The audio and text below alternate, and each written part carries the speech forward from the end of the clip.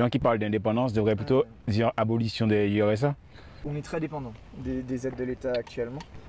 Quand on voit que la banane et la canne, c'est un peu compliqué comme industrie, et que surtout la canne qui est beaucoup financée par l'Europe, est-ce que ce serait viable à long terme?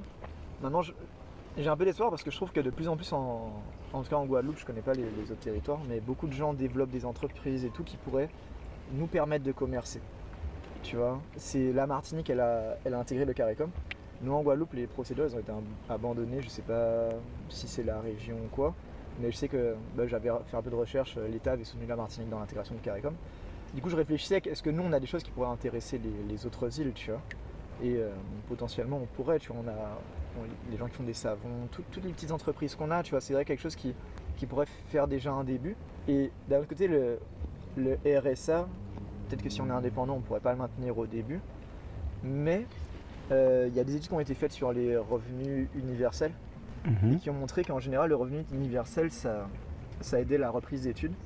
Et du coup, ça encourageait l'innovation, donc la création d'entreprises et d'aller chercher un peu, d'aller poursuivre un peu plus ses rêves, tu vois. Donc, est-ce que le RSA, il casse tant que ça?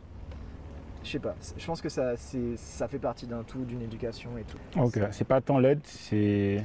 Ouais, c'est la manière dont on l'aperçoit, tu vois. Si tu dis, ben, vas-y, là, je reprends les études à 30 ans passés ou quoi, parce que je crois que c'est 26 ans le RSA, ouais, 25 ou 26.